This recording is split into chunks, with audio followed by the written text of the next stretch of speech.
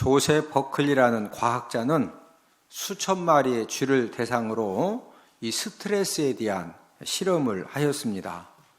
수천 마리의 이 쥐들을 한 방에 모아놓고 현대인들이 받을 수 있는 이제 스트레스를 다양하게 주었는데, 이 수천 마리 쥐들에게 비행기 소리, 또 자동차, 이 사람이 화나가지고 크락션 빵빵빵 막 기분 나쁘게 누르는 크락션이 있죠. 그런 소리, 그 다음에 또 쇠 같은 거 막 쭉 그으면은 그 아주 진짜 감당하기 힘든 그런 굉음 등, 이제 사람들이 듣기 힘든 그런 소음을 계속 들려주면서 굶기기도 하고, 또 잠자는 것을 방해도 하고, 또 수천 마리 쥐들을 막 흔들고 밀쳐내기도 이렇게 하면서 일주일 동안 스트레스를 받게 한 후에 그 수천 마리의 이 쥐들의 건강을 이제 체크를 했는데, 대부분의 쥐들에게서 고혈압 증세가 나타났고, 자는 그 작은 반응에도 쉽게 흥분하고 신경기를 냈습니다.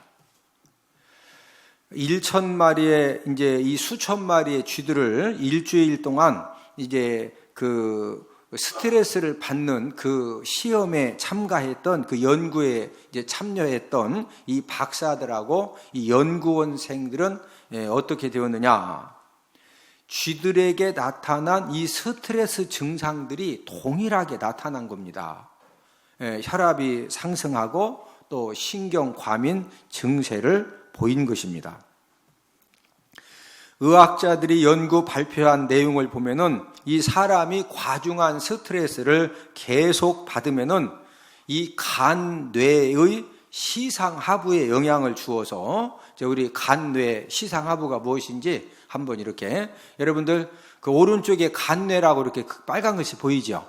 이게 사람 머릿속에 간뇌인데, 이 간뇌에 이제 그 시상하부, 뭐 중상하부, 또 뭐 상상하부 이런 거 있는데, 그 시상 그 하부에 영향을 주어 가지고 콩팥에 있는 부신 피질 호르몬인 이 콘티놀의 분비가 촉진이 되어집니다.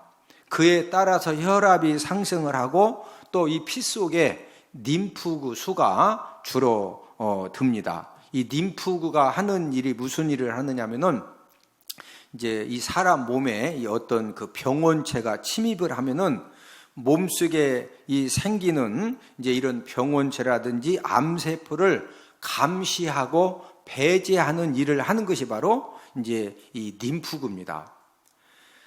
사람이 이 스트레스를 2년 이상 계속 받으면은 암에 걸리는 이유가, 왜 암에 걸리느냐? 암세포를 감시하고 배제하는 이 피 속에 림프구 숫자가 줄기 때문에 암세포가 딱 생겨지면 그 암세포를 다 죽여야 되는데, 이 죽이지를 못하고 거기서 이제 이 암세포들이 이 자리를 잡게 되기 때문에, 그래서 이제 사람이 어떤 2년 이상 한 가지 일을 가지고 막 불안해한다든지 염려한다든지 근심한다든지, 아니면 어떤 사람은 2년 이상 막 미워한다든지 이러면 이제 그때 사람이 암에 걸립니다.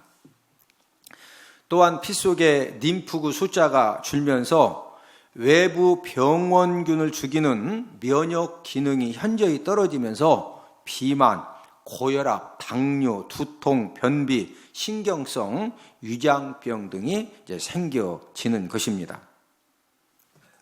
사람들의 육신의 건강, 정신의 건강을 가장 많이 해치는 것이 무엇이냐? 그게 바로 스트레스입니다. 야식 먹는다고 해서 그것 때문에 사람이 살은 쪄도, 살쪄도 혈압이 정상이고, 그 다음에 모든 하여튼 이 건강만 건강하면은요, 뭐 살쪄도 그냥 먹고 그냥 열심히 사는 겁니다. 밤에 야식을 먹는 것보다도, 그 어떤 것보다도 저와 여러분들 육신의 건강과 이 정신의 건강을 가장 많이 해치는 것은 스트레스입니다.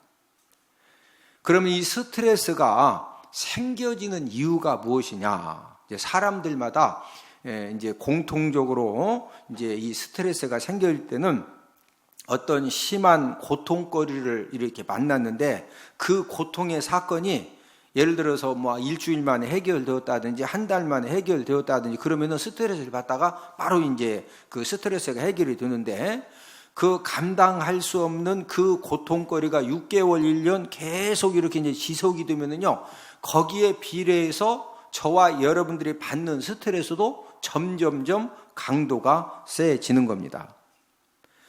어떤 경우에는 절망적인 사건, 절망적인 그런 상황을 만나가지고 내가 한번 열심히 해보려고 했는데 아무리 해봐도 이건 절대로 안 되는 겁니다. 그래서 이건 진짜 안 된다. 어떤 그 절망적인 사건과 상황을 만나서 사람의 손맥이 딱 풀어지면은 그때 이제 그 스트레스가 우리들을 공격해가지고 오장육부를 다 상하게 하는데, 우리 예레미야 47장 3절을 함께 읽습니다. 시작. 군마의 발굽 소리와 달리는 병거 바퀴가 진동하는 소리 때문에 아버지의 손맥이 풀려서 자기의 자녀를 돌보지 못하리니. 이건 지금 적군이 쳐들어왔을 때 아버지의 손맥이 딱 풀어지면은 아버지가 마땅히 지금 이 아버지가 도와주지 않으면은 뭐 도망가지도 못하고 아무것도 하지보다는 자녀를 마땅히 돌봐줘야 되는데, 아버지의 손맥이 딱 풀리면은 도와준다, 못 도와준다? 못 도와준다. 자, 저와 여러분들이 어떤 절망적인 사건과 상황을 만나가지고 맥이 딱 풀어지면은 이 스트레스가 공격을 딱 해올 때 스트레스를 그냥 사정없이 막 예수의 이름으로 박살을 내야 되는데, 스트레스를 박살을 내지 못하고 그때 그냥 이 스트레스 공격으로 오장육부가 다 이제 상하게 되는 겁니다. 또 어떤 경우에 스트레스가 생기느냐, 저와 여러분들 마음 가운데 어떤 사람만 딱 보면은 내 마음에 막 이 분노의 마음이 생겨지고 미움의 마음이 생겨지고, 또 저 사람이 진짜 나보다 막 애들이 공부도 잘하고 어디 가도 나보다 다 인정받고 그러면은요, 어떤 이제 그 시기심, 질투심이 이렇게 생겨지는, 그 유발시키는 사람이 있거든요. 그런 사람이 있을 때 이제 스트레스가 확 생기는 겁니다. 우리 잠언 14장 30절을 함께 읽습니다. 시작. 평온한 마음은 육신의 생명이나 시기는 뼈를 썩게 하느니라. 여러분, 시기, 질투심이 저와 여러분들이 붙들면은요, 뭐를 썩게 한다? 뼈를. 그냥 뼈가 썩을 정도면은 오장육부는 그냥 다 상하는 겁니다.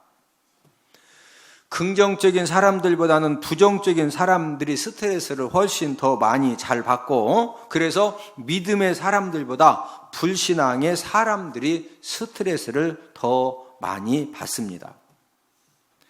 자, 이 스트레스를 받는 것은 여기 굉장히 중요한 원리가 있는데, 힘든 환경이나 힘든 사건 때문에 저와 여러분들이 스트레스를 받는 것이 아니고, 저와 여러분들의 마음이 어떠하느냐. 저와 여러분들의 마음이 항상 긍정적인 사람은요, 어떤 어려움을 당해도 이 어려움을 긍정적으로 해석을 하니까 스트레스를 덜 받는 겁니다. 그러나 부정적인 사람은 다른 사람들이 보기에는 진짜 좋은 일이 생겨가지고 아이고 축하한다고, 그런데 본인은 내가 그냥 이번에 1등 할 수 있는데 2등밖에 못 해가지고 막 지금 막 열난다고. 아니 2등만 했어도 그 대단한 거거든요. 근데 마음이 이 부정적인 사람은 끝없는 욕심, 막 끝없는 어떤 그 뭔가 이렇게 하려고 하니까 자꾸 본인 스스로가, 이 부정적인 사람은 본인 스스로가 세상 만사 모든 사건, 모든 일들을 통해서 본인 스트레스를 다 만들어. 스트레스를 받는 것은 힘든 환경이나 사건에 있는 것이 아니라, 저와 여러분들의 마음이 부정적이면은요, 아마 그 오늘 예배드리러 오기 전에도 이 마음이 부정적인 사람은요, 벌써 코에서 불이 여러 번 나고 지금 또 교회 오셨다고. 스트레스를 근본적으로 안 받고 살 수 있는 방법이 무엇이 있을까? 이 세상에 사는 동안에 스트레스를 안 받고는 절대가 이제 살 수가 없습니다. 이제 저와 여러분들이 언제 스트레스를 안 받을 수가 있느냐? 죽으면은 안 받아요. 뭐 하면 안 받는다? 죽으면. 이제 시신 기증해가지고 죽었어요. 그때는 시신 기증해서 이제 막 의대생들이 딱 놓고서 배부터 갈라가지고 막 간을 떼서 간을 또 자르고 뭐 해도 죽은 시신은 그것 때문에 스트레스 받아 안 받아? 근데 만약 여러분들이 살아있는데 지금 다 의사들이 하는 이야기 또 의대생들이 하는 이야기를 다 듣고 있는데 눕혀놓고서 지금 마취를 시켜놨는 내가 다 듣고 있어. 그런데 교수님 배부터 갈릴까요? 배부터 어떻게 위에서 아래로 갈릴까요? 옆으로 갈릴까요? 알아서 갈려. 그럼 그 말 다 듣고 있는 나는 진짜 겁나 안 나? 그러나 죽은 사람은 알아 몰라? 그러니까 저와 여러분들이 숨 쉬고 사는 동안에는 스트레스를 안 받고 사는 방법, 사는 곳은 한 곳도 없습니다. 만약에 저와 여러분들이 끊임없이 생겨지는 스트레스를 피하려고 하면은요, 다 인생 삶이 힘들어지는 겁니다. 내가 이 직장에서 스트레스를 받으니까 이 직장 내가 옮기면은 내가 다시는 저 직장 가면 저기는 더 스트레스가 더 많어. 예? 내가 아주 이 양반 내가 아주 나 진짜 이거 고약한 사람 내가 아주 그냥 이 사람 아니면 스트레스 안 받을 것 같다고 저 사람 만나봐요. 스트레스 더 받아. 그러니까 스트레스 끊임없이 생겨지는 스트레스를 피하려고 하면 할수록 내 인생은 더 힘들어지는 거예요. 어떻게 해야 되는 거예요? 저와 여러분들은 어차피 내가 살아가는 동안에 우리는 끊임없이 스트레스를 받아요. 그래도 가장 스트레스를 안 주는 것이 애완견이에요. 애완견, 반려견. 근데 그 반려견도 병 들어봐. 병 들면 주인한테 또 스트레스 줘요. 병원비 비싸요. 의료보험 혜택도 안 돼가지고. 그러니까 어차피 저와 여러분들의 삶 가운데 끊임없이 스트레스가 생겨지는데 중요한 것은 그 어떤 스트레스도 극복할 수 있는 능력을 내가 딱 갖추면은 스트레스 딱 오면 그냥 예수님의 이름으로 딱 잡아가지고 업어치기 딱 쳐가지고 그냥 헐 너무 한발 헐 거기서 그냥 가는 거예요. 할렐루야. 그러죠. 스트레스 안 받는 곳이 없다니까. 애완견 켜봐. 걔도 병 들면 스트레스요.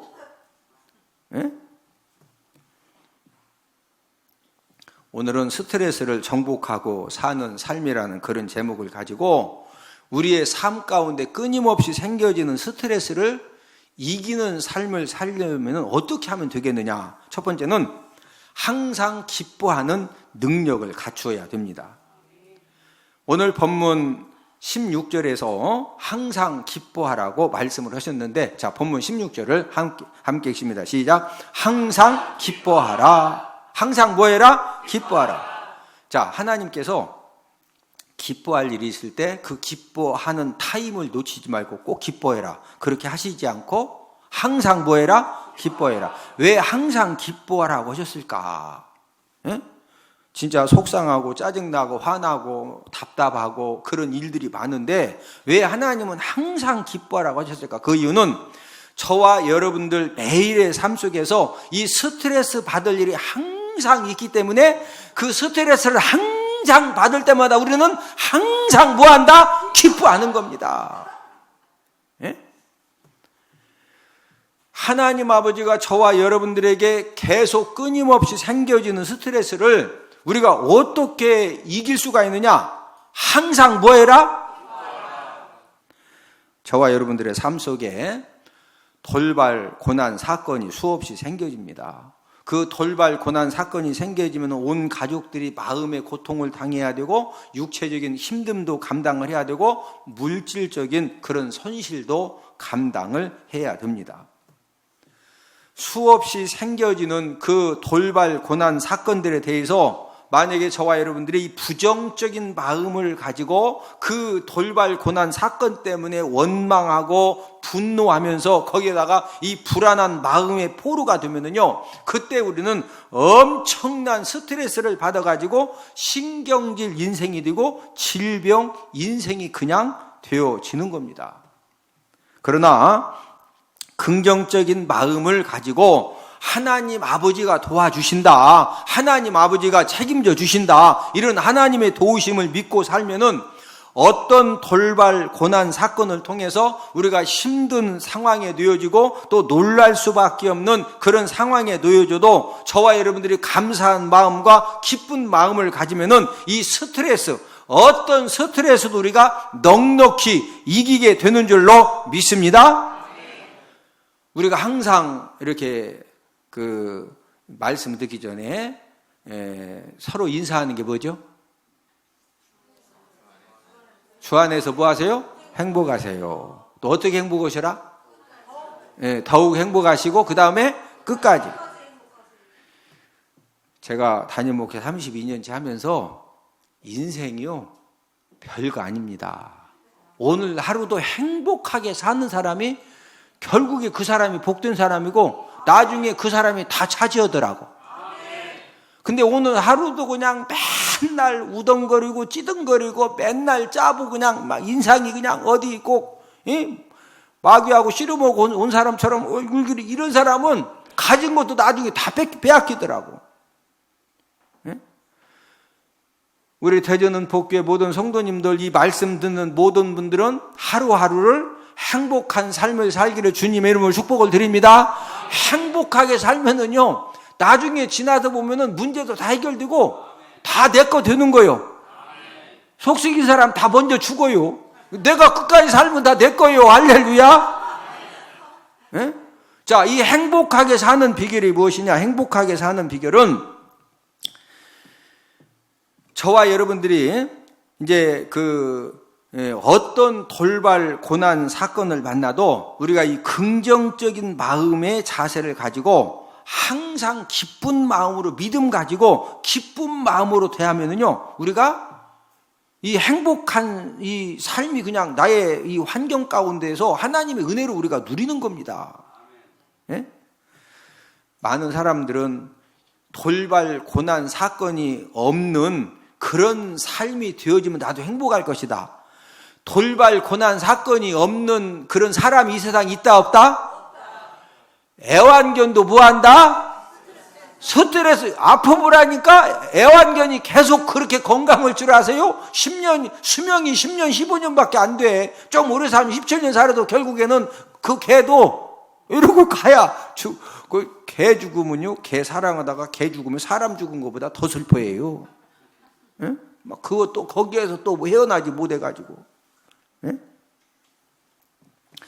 오늘 본문 16절에서 항상 기뻐하라고 말한 사도 바울이 빌립보서 4장 4절을 통해서는 뭐라고 또 말씀하셨느냐? 자, 우리 빌립보서 4장 4절 함께 읽습니다. 시작. 주 안에서 항상 기뻐하라. 내가 다시 말하노니 기뻐하라. 주 안에서 항상 뭐해라? 기뻐해라. 내가 다시 말하노니 뭐해라? 기뻐해라. 자, 그러면 사도 바울은 인생의 쓴맛을 모르기 때문에 그냥 이론적으로 기뻐해라, 항상 기뻐해라, 내가 다시 말하노니 기뻐해라, 이런 사람이냐? 그런 사람이 아닙니다. 여러분, 이 사도 바울의 삶은 저와 여러분들이 지금까지 인생을 살아오면서 그 힘듦과 그 당한 그 고통보다도 이 사도 바울의 삶은 우리보다 힘듦과 이 고통의 사건, 이 환경이 100배 이상 진짜 사람이 당할 수 있는 모든 그 힘듦과 고난과 스트레스를 다 받은 사람입니다. 자, 고린도후서 11장 23절, 24절을 함께 읽습니다. 시작. 내가 수고를 넘치도록 하고 옥에 갇히기도 더 많이 하고 매도 수없이 맞고 여러 번 죽을 뻔하였으니 유대인들에게 40에서 하나 감암매를 5번이나 맞았으며. 여러분, 사도 바울은요 예수님의 십자가의 복음을 증거하다가 옥에 갇히기도 수없이 갇히고 매도 수없이 맞고 여러 번 막 죽을 뻔하고, 예? 유대인들에게 40에 하나 감암매, 사람이 이 40에 하나 감암매를 맞으면 사람이 다 초죽음 됩니다. 그런 매를 5번을 받고, 그러면 인생의 고통이 여기서 끝난 것이냐? 고린도후서 11장 25절에서 27절을 함께 읽습니다. 시작. 3번 퇴장으로 맞고 1번 돌로 맞고 3번 파선하고 일주야를 깊은 바다에서 지냈으며 여러 번 여행하면서 강의 위험과 강도의 위험과 동족의 위험과 이방인의 위험과 시내의 위험과 광야의 위험과 바다의 위험과 거짓 형제 중에 위험을 당하고 또 수고하며 애쓰고 여러 번 자지 못하고 줄이며 목마르고 여러 번 굶고 춥고 헐벗었노라. 지금 우리가 읽은 내용에 보면은요, 이 사도 바울이 얼마나 인생을 힘들게 살았는지 우리가 바로 이해가 됩니다. 빌립보서 4장 4절에서 우리 빌립보서 4장 4절을 한 번 더 읽습니다. 시작. 주 안에서 항상 기뻐하라. 내가 다시 말하노니 기뻐하라.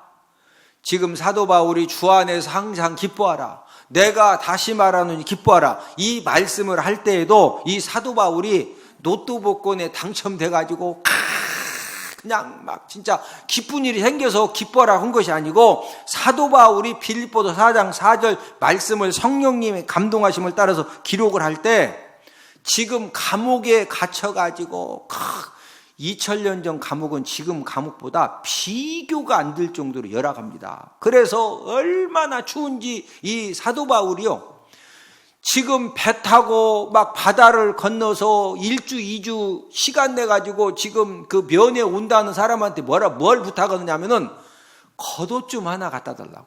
하도 추우니까, 아니 어차피 추우면은 손바지 소문 좀 갖다 달라고 그러지 왜 겉옷만 하나 갖다 달라고 하는 거예요? 우리가 부자와 나사로 비유해서 이 부자가 뭐라 그래요? 손가락으로 물 한 방울만 찍어가지고 내 혀끝을 이렇게 서늘하게 해달라고. 이왕이면 그냥 대전 광역시 중구에 있는 소방차를 좀 다 동원해가지고 소방 호수로 그냥 물을 막 한 그냥 3일만 뿌려달라고 그런 부탁을 하지. 왜 손가락으로 물 한 방울만 찍어서 혀를 서늘게 해달라는가. 하도 고통스러우니까 소방차 막 3일씩 뿌려달라 그런 생각도 못 오는 거예요. 사도 바울도 하도 추우니까 손바지 소못은 생각도 못 오고 뭐 하나만 갖다 달라고? 겉옷 하나만 갖다 달라고. 그 정도로 춥고 배고프고 매를 맞는 그런 상태에서 사도 바울이 주 안에서 항상 뭐해라? 기뻐해라. 내가 다시 말하노니 뭐해라? 기뻐해라. 여러분, 사도 바울에게는 환경이 좋아서 기뻐하는 것이 아니고 모든 고통과 힘듦의 스트레스를 이길 수 있는 힘이 있었는데 그 힘이 무엇이냐? 바로 주 안에서 얻는 기쁨이 있었습니다. 그래서 사도 바울은 빌립보서 4장 4절에서 주 안에서 항상 기뻐하라. 여기도 중요한 것은 어디 안에서 항상 기뻐하라? 주 안에서. 만약에 세상에 술을 통해서 기뻐하고 마약을 통해서 기뻐하고 어떤 게임 오락 막 중독돼가지고 그거 날새가면서 거기에도 기쁨을 얻고, 이런 세상 것을 통해서 얻는 기쁨은 불완전하고 일시적이고 결국에는 그 기쁨이 그 인생을 완전히 망가뜨리는 겁니다. 그러나 주 안에서 얻는 기쁨은 어떤 힘듦의 스트레스, 고난의 스트레스, 문제의 스트레스도 넉넉히 이길 수 있는 그런 힘과 능력을 저와 여러분들에게 공급해 주시는 줄로 믿습니다. 그래서 주 안에서 항상 뭐해라? 기뻐해라. 내가 다시 말하니 뭐해라? 기뻐해라. 지금 사도 바울이 막 소가 지금 쌍둥이 나고 그래서 지금 이런 말을 했다. 감옥에서 한 말이다. 그러니까 이 감옥 생활을 해도 이게 전혀 사도 바울에게는 문제가 안 되는 겁니다. 두 번째는 우리가 이 스트레스를 정복하고 살려면은 항상 기도하는 능력을 갖추어야 합니다. 스트레스를 받았을 때 그것을 푸는 방법 중에 하나가 다른 사람에게 자신의 문제와 속상함을 다 털어놓을 때 이제 스트레스가 해결이 됩니다. 그래서 이제 우리 여자분들이 막 남편 때문에 스트레스 받고 자녀 때문에 스트레스 받고 시부모님 때문에 스트레스 받고 또 동서들 때문에 스트레스 받고 그러면은 이렇게 사람 만나가지고 막 이렇게 이제 수다를 떨고 그 말도 안 되는 얘기를 다 하는 이유는 왜? 그렇게 해야 스트레스가 풀어지거든요. 거기에다가 이 상대방이 내가 지금 너무 속상한 일이 있어가지고 그 속상한 그 이야기를 막 하는데 상대방이 아유 진짜 너무 속상할 것 같다. 세상에 그런 일이 있냐. 공감까지 해주면서 막 내 속상한 얘기를 들으면서 눈물까지 흘리면서 얼마나 속상하냐. 이러면은요 뼛속에 있는 스트레스도 싹 해소가 돼. 그래서 막 사람 붙들고 얘기하는 이유가 이 스트레스 해소. 근데 남편 붙들고 여보 나 이번에 나 시어머니 때문에 나 너무 속상해. 뭐? 시어머니 때문에 속상하다고 내가 친정 내가 잔인장만 들면 이러니까 신랑한테 괜히 스트레스 받는 얘기했다가 괜히 쌈만 넣는 거예요. 그러니까 신랑하고는 안 되니까 자꾸 이제 친구들 만나서 막 얘기 통한 사람 만나고 수다 떨고 하는 이유가 그런데 이야기를 들어줄 사람이 없어요. 이제 그럴 때는 이제 그 병원에 가서 이제 그 병원 예약을 해가지고 자신의 이야기를 거절하지 않고 이제 어쨌든 의료보험 공단에서 받고 또 우리가 얼마 내고 해서 그 들어주는 상담 전문가를 그래도 찾아가는 겁니다. 주변에 내 얘기를 누가 들을 사람이 없으니까 이제 병원에 가서라도 이제 얘기하는 거예요. 그러나 대화 상대자를 통해서 상담 전문가를 통해서 끊임없이 생겨지는 그런 힘듦과 고난의 사건들을 근본적으로 해결받을 수는 없습니다. 대화 이 상대자도 들어주는 능력이 한계가 있어요. 예를 들어서 지금 저녁 때 5시부터 7시까지 만나가지고 막 세상에 이런 일이냐고 그랬더니 그 사람이 막 울면서 얼마나 속상하냐고 2시간 들어주고 이제 헤어졌어요.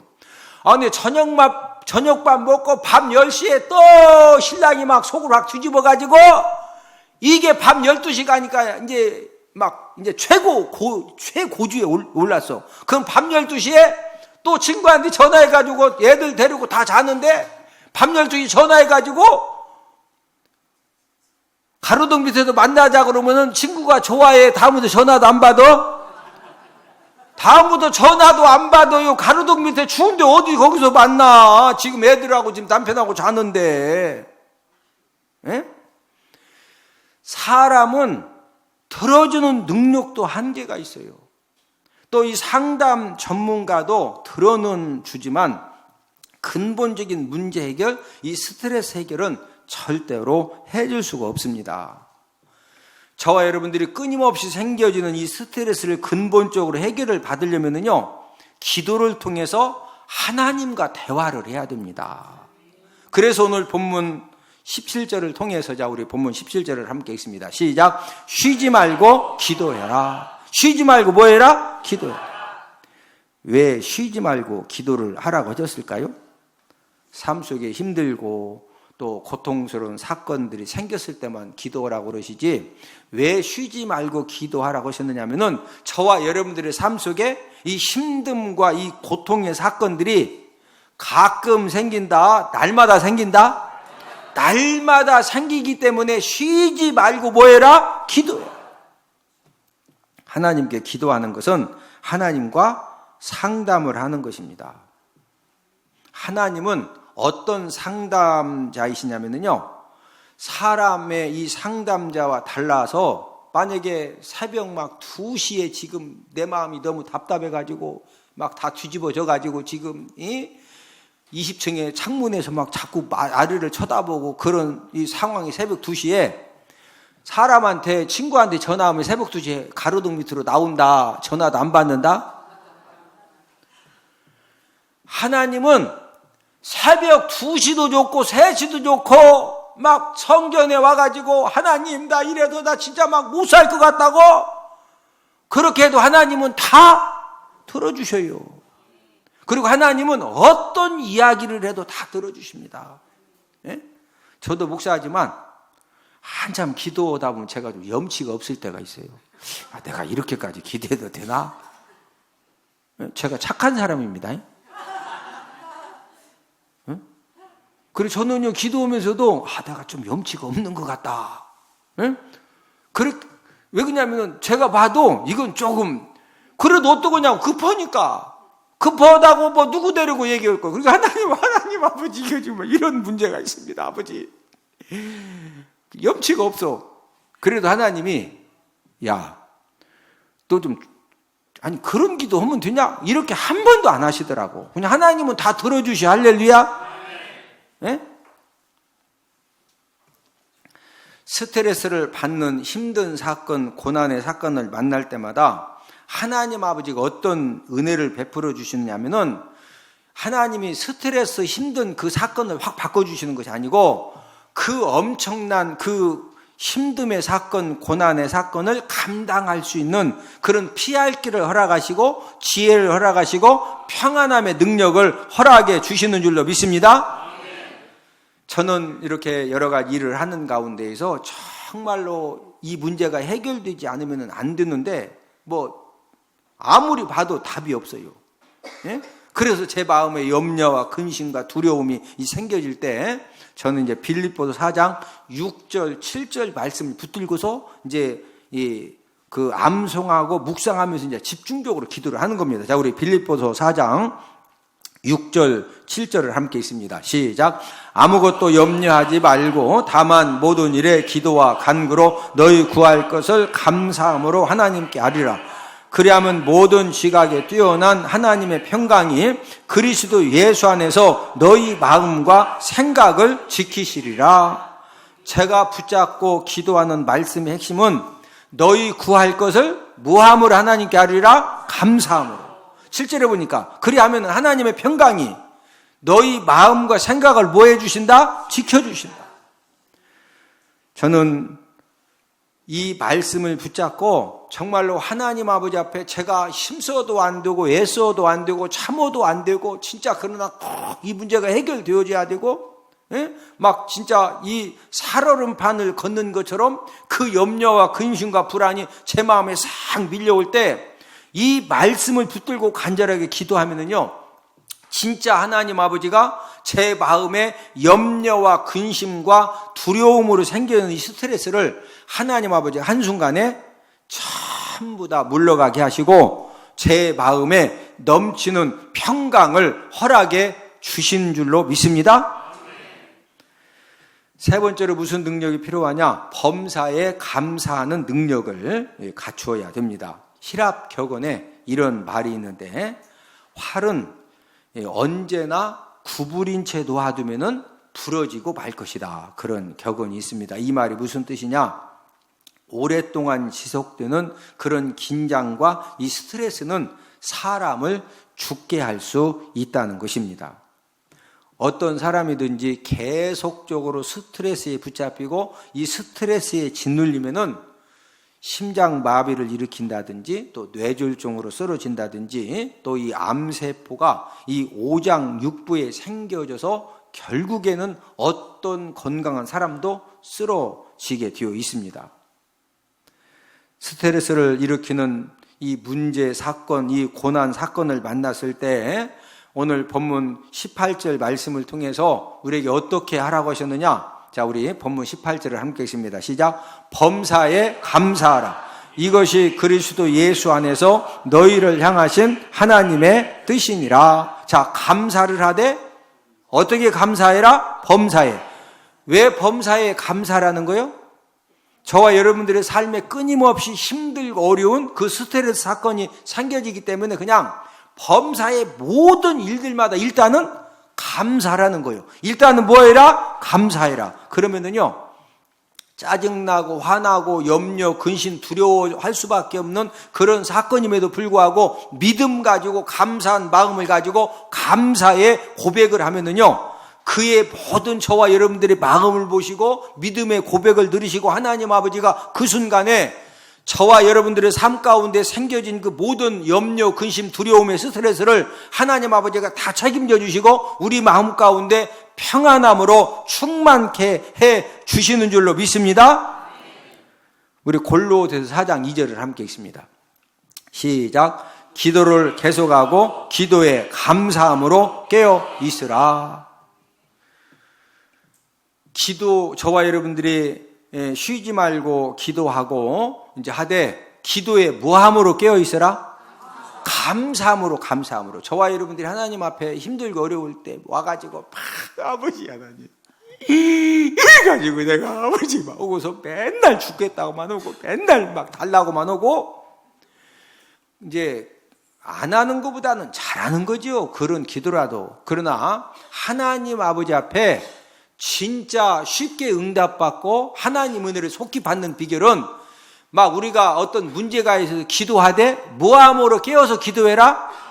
모함으로 아버지 하나님 우리 신랑이 막 이렇게 속삭여도 그래도 아버지 하나님 우리 신랑 그래도 오늘도 이렇게 늦게라도 들어와서 감사합니다.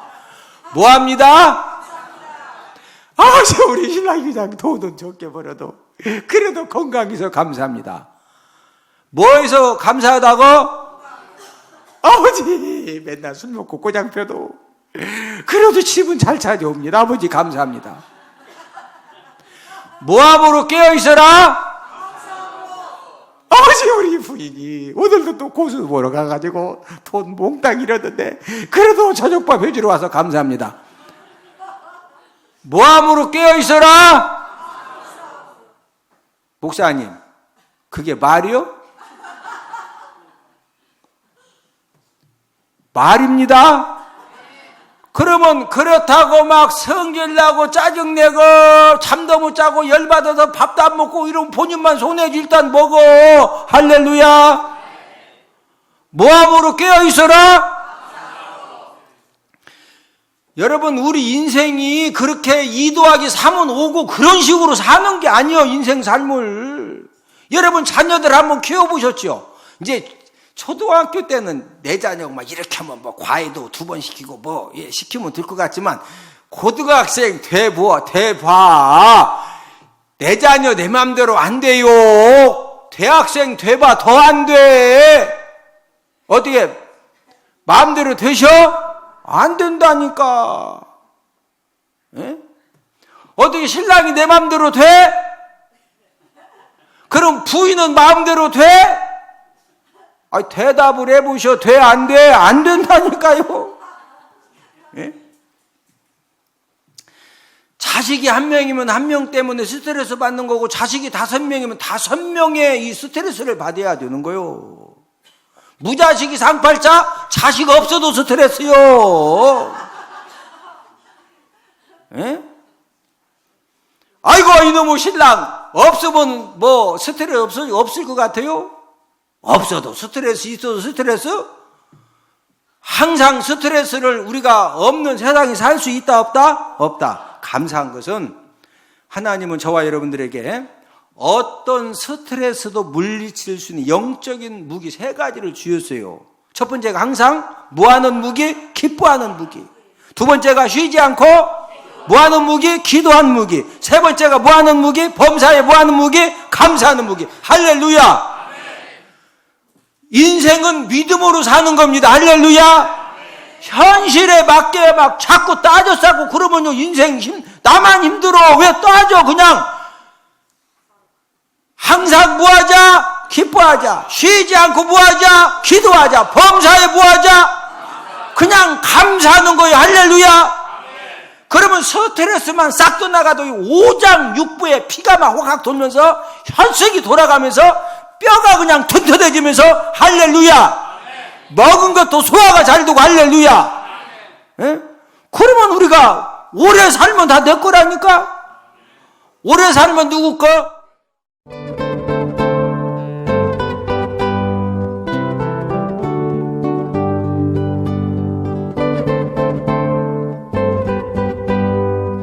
평상시 저는 또 평신도기 때문에 성경을 잘 모릅니다. 또 우리 평신도들은 창세기를 제외한 민수기가 앞에 있는 건지 신명기가 앞에 있는 건지 잘 모를 정도입니다. 공부를 하면서 재미있다. 또 시간 애우는데 제가 머리가 조그만서 잘 암기가 안 되는데 애워져요. 엄마야? 이제 나도 할 수 있겠구나. 말씀을 딱 듣는데 진짜 깜짝 놀랐어요. 저는 레이기를 보면은 시작부터 끝까지 하는데 항상 성경 보면 레이기는 그냥 넘어갔거든요. 여러분 힘들어서 넘어갔는데 그 레이기 그 어려운 레이기가 그냥 출애굽기 레이기가 귀에 들어오면서 이게 굉장히 너무 쉽게 이게 외워지는 거예요. 그래서 저는 또 외우는데 은사가 없습니다. 없어가지고 전혀 모르는데 그게 다 외워지면서 되는데 너무너무 신기해가지고 제가 막 진짜 너무 재미있고 웃기고 막 하루 해가 가는데 너무 잘 가는 거예요. 그냥 하루 종일 한 게 저한테는 한 30분 정도 있었다는 그런 기억이 될 정도로 너무 재미있고 너무 신기하고 이런 성경을 이렇게 할 수가 있구나 하는 생각이 들었어요. 제가 세미나가 있으면 잘 참석을 합니다. 공부가 재밌기 때문에. 근데 문자가 들어왔길래 다 이때다 그러고 그냥 얼씨곤하고 갔는데 목사님이 너무너무 웃겨가지고 내 평생에 그렇게 많이 웃어본 적은 또 처음이고요. 너무 많이 웃어가지고 그날 한 10년은 젊어진 것 같고요. 아하, 성경 공부를 이렇게 웃으면서 웃음 대박 터지게 가르치는 목사님도 계시는구나. 내 얘기를 듣고 또 이제 민숙이를 듣고 하면서 내가 34년 동안 성경 공부하려고 그렇게 헤맸던 게 여기 있었구나. 저도 엄마한테 그렇게 교육받았죠. 교회 가서 성가대하고 반사하고 뭐 이러면 신앙이 아주 좋은 걸로. 저 역시 저희 아들 그렇게 키웠습니다. 교회 가서 찬양대 반주하고 또 청년회 잘 참석하면서 신앙 좋은 걸로. 그렇지만 그렇게 자랐던 아이들이 결국 대학부나 청년회 가면은 세상에 빠지지 교회에 남아있지 않는 걸 참 많이 봤습니다. 그래서 저는 그것이 성경에 맥이 안 잡혀 있고 말씀으로 바로 서지 않았기 때문에 아이들이 다 세상으로 나간다고 봅니다. 그 엄마들이 맥 잡기를 해서 그 어린 아이들을 키울 때 정말 말씀으로 성장시킨다면 가정 회복이 되고 또 부부 문제나 아니면 우리 사회적인 문제 같은 것도 그 엄마들이 책임질 수 있다고 생각하고